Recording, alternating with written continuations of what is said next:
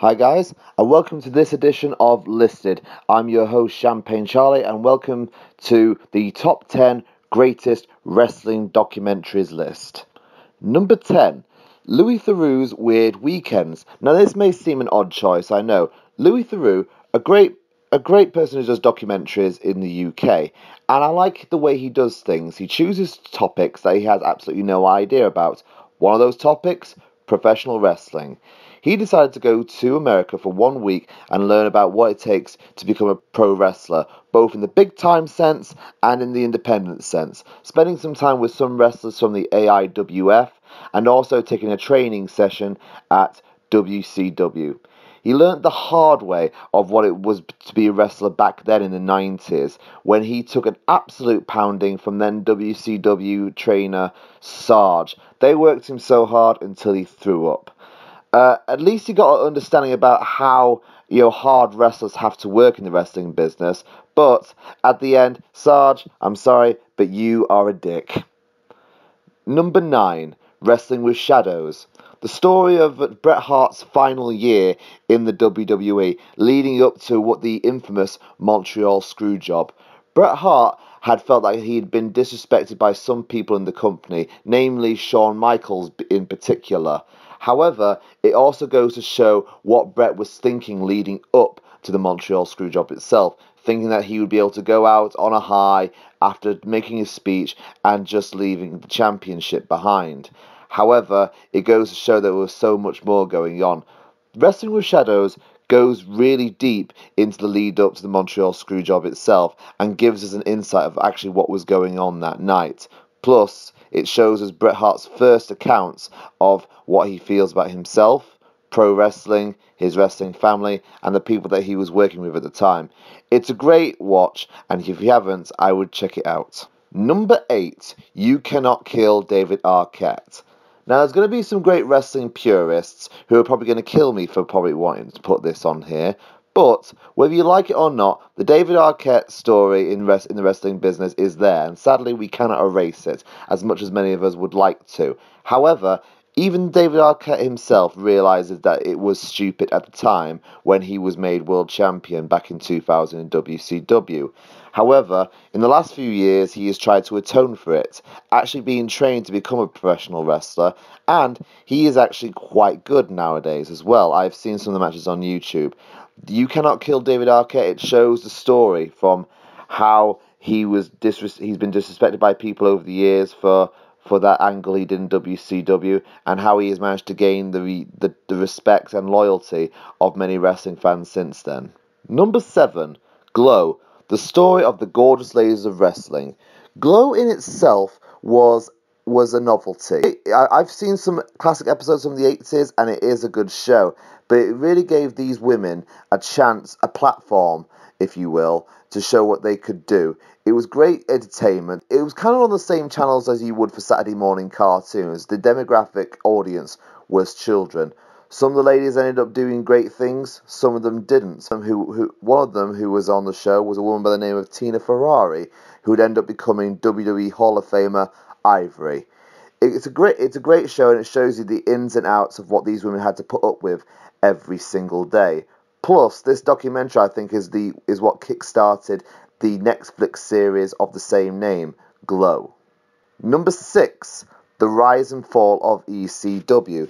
Yes, one of WWE's documentaries here. The Rise and Fall of ECW shows us how everything started from the very beginning of the renegade wrestling company, Extreme Championship Wrestling. Gives you an inside look of what the stars of the company were thinking at the time, and how they managed to get so far ahead.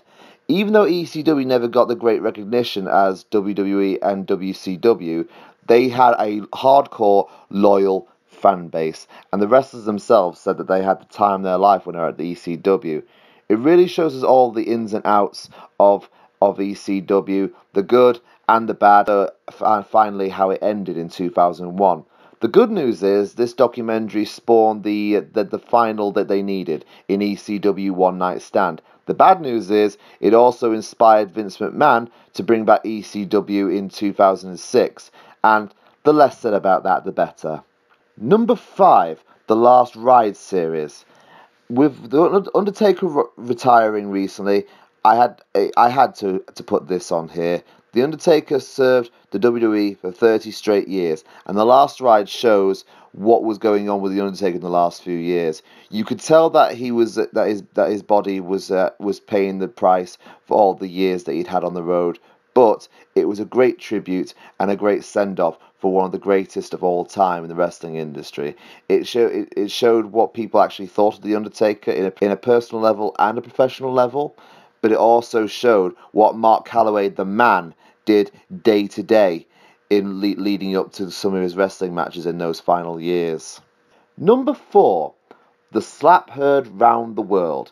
Now, I wanted to put the Dark Side of the Ring as a whole on this episode, but I decided to pick one episode. Now, all the episodes of Dark Side are absolutely fantastic, but being a wrestler myself and also a wrestling fan, I decided to do something to try and defend the wrestling business. And that is why I chose this episode, The Slap Heard Round the World, the encounter between pro wrestler Dr. D. David Schultz, newscaster John Stossel. John Stossel was going around trying to expose the wrestling business as what he would call fake. One thing you do not do is tell a pro wrestler that you think that their livelihood is fake.